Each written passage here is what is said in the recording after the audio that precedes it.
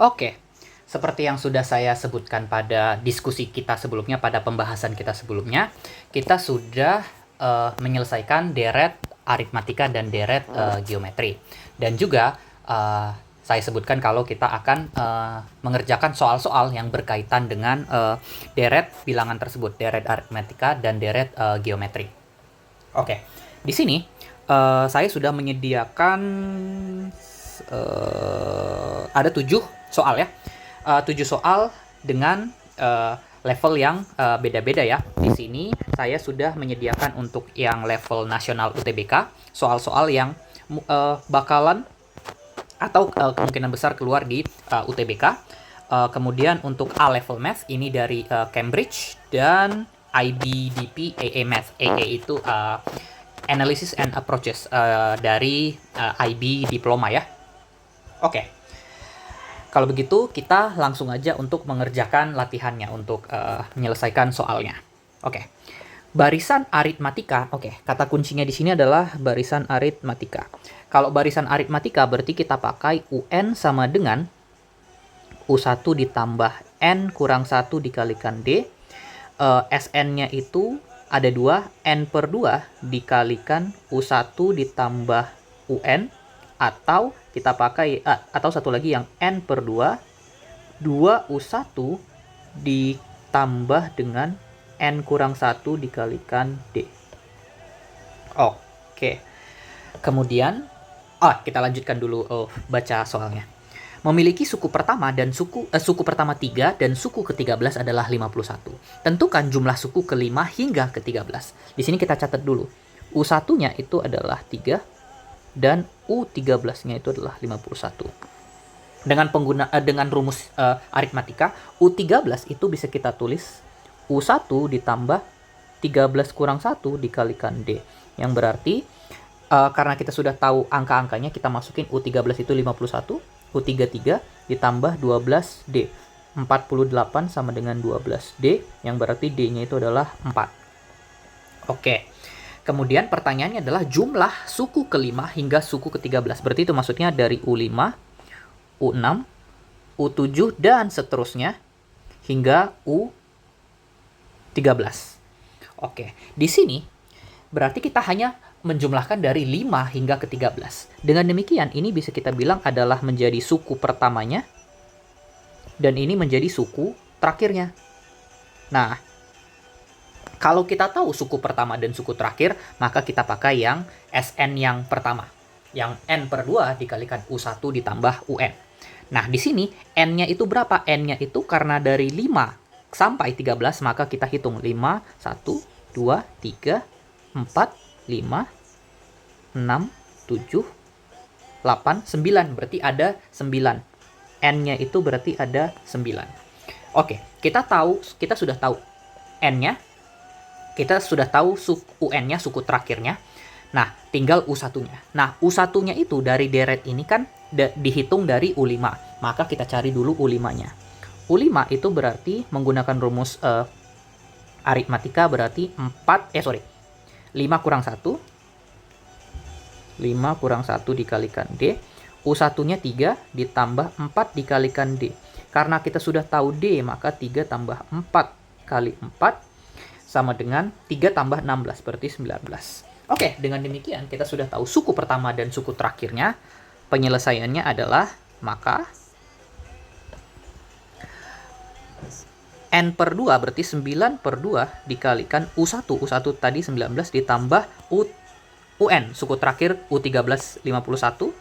Berarti kita dapat 9 per 2 dikalikan ini 70, maka 9 dikalikan 35 itu hasilnya adalah 5. 315 ya, 315. Nah, itu cara penyelesaian untuk nomor 1. Oke. Lanjut ke soal nomor 2. Sebuah barisan aritmatika memiliki suku pertama 4 dan beda 3.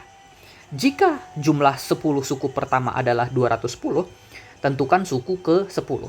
Nah, ini soal-soal UTBK itu biasanya seperti ini. Itu agak mengecoh ya, agak menipu. Nah, di sini pertanyaannya adalah U10. Karena kita sudah tahu U1-nya dan kita sudah tahu D-nya, langsung aja pakai rumus biasa. Berarti U10 itu adalah U1 ditambah 10 kurang 1 dikalikan D. U1-nya tadi 4 ditambah 9 dikalikan D. D-nya itu 3. Berarti 4 ditambah 27 hasilnya adalah 31. Dan ini adalah jawabannya. Nah, bisa dilihat ini soal mengecoh ya. Dia ngasih informasi tambahan 10 suku pertama, jumlah 10 suku pertama adalah 210. Ini ngasih informasi yang bisa dibilang nggak penting sehingga kayak ngecoh kita gitu ya, kayak berusaha menipu kita. Nah, di sini pentingnya untuk membaca pelan-pelan seperti itu ya. Oke, kita lanjut untuk soal nomor 3. Nah, panjang sisi sebuah segitiga siku-siku. Segitiga siku-siku berarti seperti ini. Segitiga siku-siku seperti ini. Oke, kita bikin labelnya A, B, sama C. Membentuk barisan aritmatika. Berarti A, B, C. Kayak gitu ya. Jika keliling segitiga adalah 72, luasnya adalah jika keliling segitiga. Berarti A tambah B tambah C itu adalah 72. Nah, kita mencari luas segitiga ini. Pertama di sini biar lebih enak di labelin dulu ya. Ini A-nya itu pendek, yang ini panjang, yang ini miring gitu. Biar kita tahu kalau pendek berarti ini dia menjadi suku pertama bikin U1, B itu U2, dan C itu U3. Kalau kita ngerjain pakai rumus biasa, maka A itu bisa kita tulis menjadi U1, B itu kita tulis menjadi U1 tambah D ya, U1 tambah D, dan U3 itu bisa kita tulis menjadi U1 tambah 2D. 1 tambah 2D. Totalnya itu adalah 72. Kita totalin berarti 3U1 ditambah 3D itu sama dengan 72. Kalau kita sederhanakan U1 tambah 3D sama dengan U1 tambah D, U1 tambah D sama dengan kita bagi 3 semuanya berarti ini 24 seperti itu ya. Oke. Di sini kita masih belum bisa menjawab. Maksudnya itu kita nggak tahu U1-nya, kita nggak tahu D-nya. Terus kalau soalnya seperti ini gimana? Nah, ini soal UTBK ya. Jadi kita selain penggunaan rumus, kita juga harus ahli atau cerdas memainkan perspektif kita atau bagaimana cara kreatif kita untuk menyelesaikan masalah ini. Nah, di sini tadi kan penulisannya U1 tambah D, U1 tambah 2D. Coba yang ini kita ganti. Diganti jadi kita mulainya itu dari tengah. Misal B-nya ini kita bikin jadi U1. Kita bikin jadi U kayak gitu ya. Nah, karena ini deret geometri, jadi kalau kita ke suku setelahnya itu kan berarti ditambah D. Maka ini U tambah D. Dan kalau kita ke suku sebelumnya itu adalah U kurang D. Nah, dengan penggunaan seperti ini, maka penjumlahannya totalnya itu A tambah B tambah C kan 72. Tapi penulisannya menjadi seperti ini jadinya.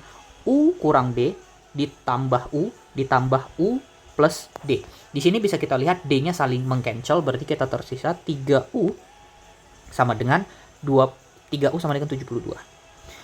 Maka U itu adalah 24. Maka kita tahu B-nya itu adalah 24. Oke. Masih belum selesai. Kita baru dapat B-nya. Bagaimana dengan A dan C? Karena ini segitiga siku-siku, kita pakai Pitagoras. A kuadrat ditambah B kuadrat sama dengan C kuadrat. Kita sudah tahu B-nya itu 24. Nah, A-nya itu kan U kurang D. Berarti bisa kita tulis menjadi 24 kurang D kuadrat ditambah 24 kuadrat sama dengan C. C itu adalah U tambah D kuadrat. Ini kita jabarkan, kita dapat 24 kuadrat. Berarti 576 kurang 48D ditambah D kuadrat ditambah 576 sama dengan U kuadrat ditambah 2UD. Oh, di sini U-nya langsung kita ganti aja ya. Sini 24 harusnya. Maka ini menjadi 576 ditambah 48D ditambah D kuadrat. Oke, bisa kita lihat ini D kuadrat di sini hilang, 576 di sini juga hilang, maka kita punya 576 tambah 48D. Bukan tambah, sorry. Kurang 48D sama dengan 48D. Maka 576 sama dengan 96D. Oke, di sini berarti D-nya itu adalah 576 dibagi 96. Maka kita dapat D-nya itu adalah 6. Dengan demikian, kita tahu A, B, C-nya sekarang. A-nya itu U kurang D, berarti 24 kurang 6 itu adalah 18. B-nya itu 24, dan C-nya itu berarti adalah 24 tambah 6, 30. Nah, kita sudah tahu A, B, C. Tapi pertanyaannya bukan itu, pertanyaannya adalah luas. Luas segitiga itu kan berarti setengah kali alas kali tinggi. Luas segitiga adalah setengah kali alas kali tinggi. Di sini alasnya itu B berarti 24 dikalikan tingginya. Tingginya itu A berarti 18. Di sini berarti setengah kali 24 kali 18. Setengah kali 24 kali 18 itu hasilnya adalah 216. Berarti ini adalah hasilnya ya. Hasil pengerjaannya. Nah, bisa dilihat beginilah tipe-tipe soal untuk UTBK ya. Soal-soal yang seringkali keluar di UTBK. Ada yang purely atau murni menggunakan rumus, ada yang memberi informasi kecohan yang berusaha untuk menipu, dan ada tipe soal yang membuat kita atau mengharuskan kita untuk mengganti perspektif atau menggunakan cara cerdas yang lain untuk menyelesaikan masalah. Oke.